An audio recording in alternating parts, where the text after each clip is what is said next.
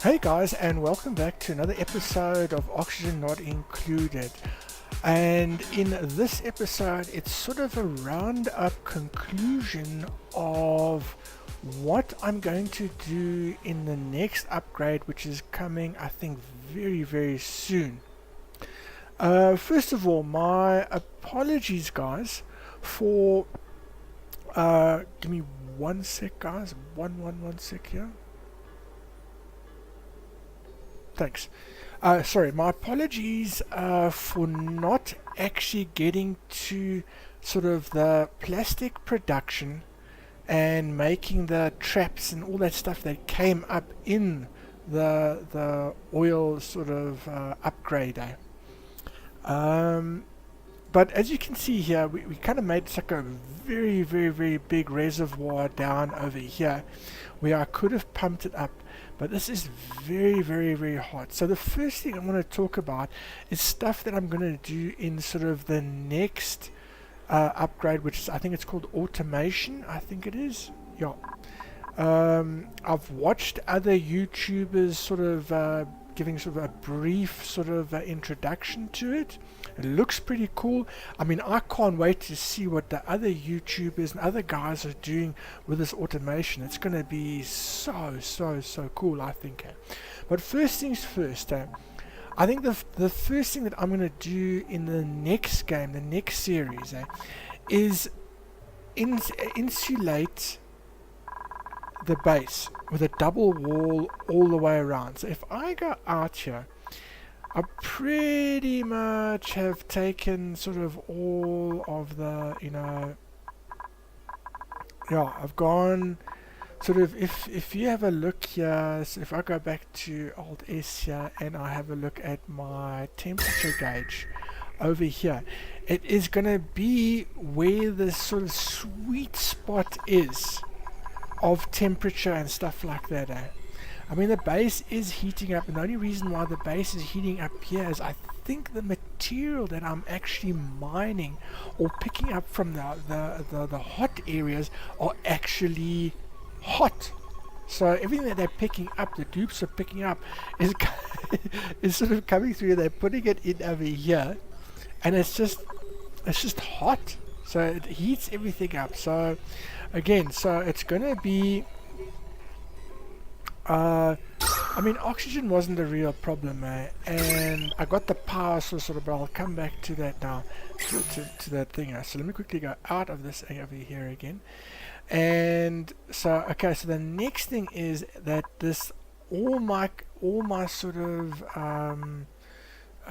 storage of all the materials is going to be outside this insulated sort of the sweet spot base sort of area that I'm going to grow. So that all this, I mean, I know the dupes will be running around a lot more, but I mean, it doesn't matter. So at least the heat and everything stays out of the base, because the temperature is actually quite an important, plays quite a huge important factor inside the base. It's growing stuff and whether they are happy or not and stuff like that. Okay, the next thing is that my water was okay. As you can see, I made the reservoir at the top here a lot bigger. It was to this line, this sort of level before, and now I've actually increased it right all the way down here and put it down here. My cooling attempt was successful to a certain degree. I've still got to sort of somehow perfect that, but it did work. As you can see at the top here, I was going to start growing some that sleet, whatever, that sort of that grain stuff, sleet grain or whatever it was called. Right, let me quickly have a look for you guys. It is sleet wheat grain. There we go. I am going to do that, but only if I have sort of an isodome sort of very, very close by. So the cooling did sort of work again to a certain degree, not absolutely fantastic, but it did work. My coal supply was good, my algae was like sort of very up and down. Water was, I thank goodness I had two of these water geysers here nearby that I could actually get it, but I could have done with just one. Now, coming down to sort of our power over here, this over here worked really, really, really well, I must say. The fertilizers, I'm not going to start with such a massive a sort of like a huge thing over here, and possibly because this area is so hot, just move this quite a bit away from the base. I did do it. Remember guys, when I started at the top over here, I actually put it quite far away from the base to a certain degree, and it kept the heat, although the heat did sort of move down. But see, if there's a gap here, the heat can get in. I'm gonna do like, so what I've done over here with the doors over here, I'm going to do this like I did with the doors over here, and also do it at the bottom over here. Another thing where the base heat sort of got sort of heated up, it got really hot, was because I was pumping all the carbon dioxide sort of from this area, and it was really very, very hot. So I came through here, up, down here, and sort of it came, and I've pumped it out here, and I was pumping it in here to get rid of it in different areas and stuff like that. That I must keep out of the base, completely out of the base. Another thing is, once I've insulated the base like this, I'm going to actually put ladders all the way around, all the verticals. I'm going to put ladders and have a 2 space all the way around, so my dupes can actually move around and stuff like that. The water is also quite an issue. I'm not gonna pull the water where it is over here, where it comes through the base and starts feeding it in here. It has to go from the cooling sort of system, which is at the top here, so it's going to sort of come from the cooling side over here. It mustn't go through the base. It has to go sort of on the side, where the stairs are on the side there, on the other side of the sort of the insulation wall, and then sort of come back in here and then just literally pump it in over here. So that is another sort of thing I'm going to try sort of I'm going to try keep all the hot stuff out of the base, no matter how long it takes me to sort of build it and stuff like that. I think that is absolutely necessary, that you keep every sort of heat source out of the base completely. I think that's I mean, I did start using the sort of from the last episode, I probably played about 5, 6, 7 hours. For some reason, my dupes were stressing out, constantly stressing out, up to 100% stress. Still got to figure out sort of what happened there. I think it was, I did put sort of 3 of the algalyzers down here, and it was the pressure, the air pressure down here was like 4,000, so the ears kept on popping. So they kept on going down here and feeding water into these algalyzers, excuse me. And the eardrums kept popping, and there was like a minus 20% penalty for stress. So I think that was the reason. So I've got to be very, very careful what I do here. Can't keep feeding something that's going to keep pushing that oxygen out no matter what, and actually go overboard with sort of the air pressure. Another thing, remember I was talking about coming down over here as we were working the last episode, heading down south over here, and what happened here was, it was absolutely crazy that I started coming down here, and all of a sudden, and when I broke through over here, all of a sudden the oil sort of pushed all the way up the ladder and sort of left me with a level over here. So I've got to be very, very careful. If it isn't in a sort of, I think in a confined area, what it does is it kind of like sort of, for some reason it pushes itself up. So I've got to be careful about that. I make quite a big area if I'm going to go down here, so it's got a place to sort of push up to, or actually rise. I don't know if that was, I don't know why that happened. I have no idea as well over here. As for my system over here with the sort of the polluted water, I kind of really control polluted water by using the fertilizers. my attempt to get rid of the sort of the carbon dioxide was not really that successful. I got to do some more research and just check what these guys actually need. That's why I put a pump in over here, and again I was pumping that all the way down here through there as hot as it was, and pumping it down here.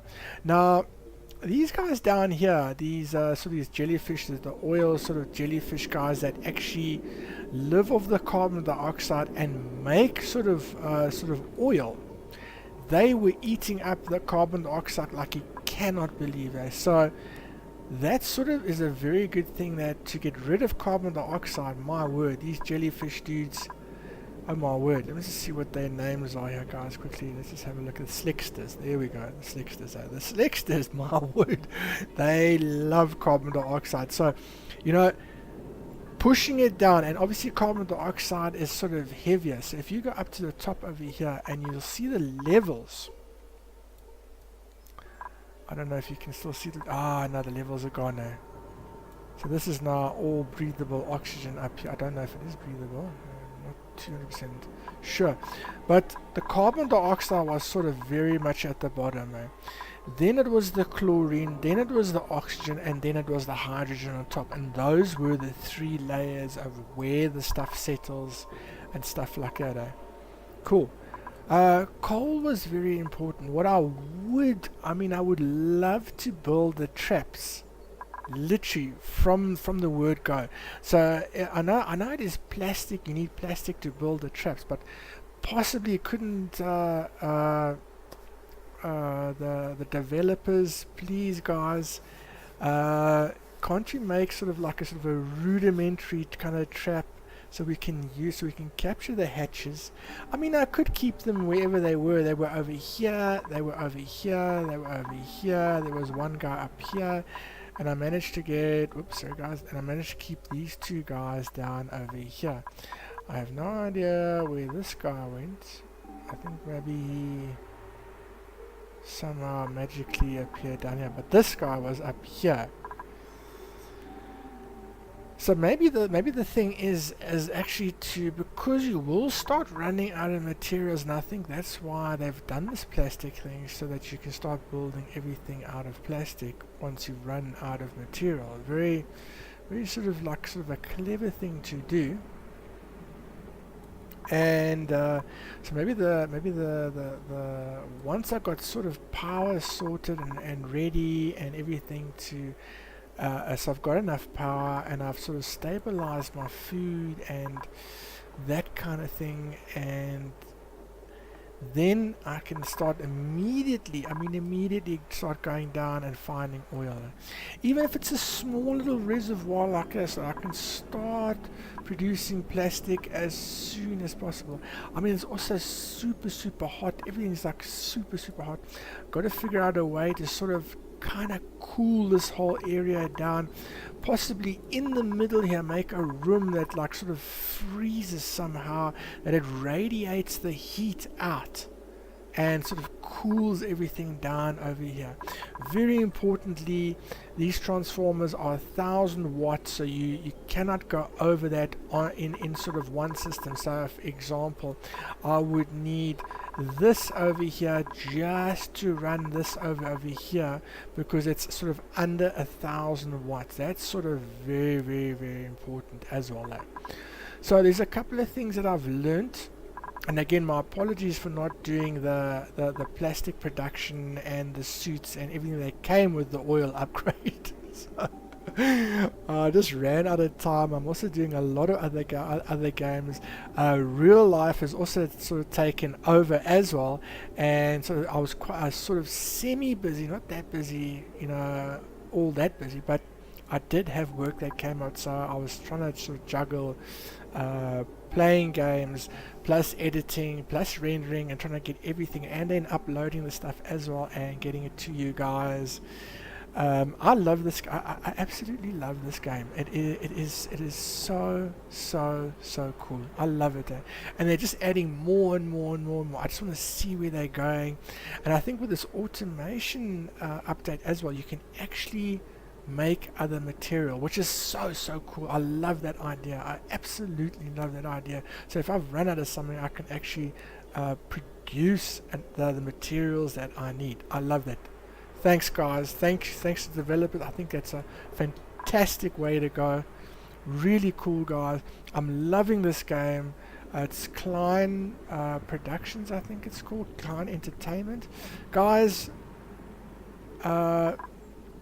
really, I take my hat off. Absolutely, I love this game. I mean, there are moments where I'm actually pulling my hair out, but it's a challenge, and it's something that, you know, you have to try figure a way around.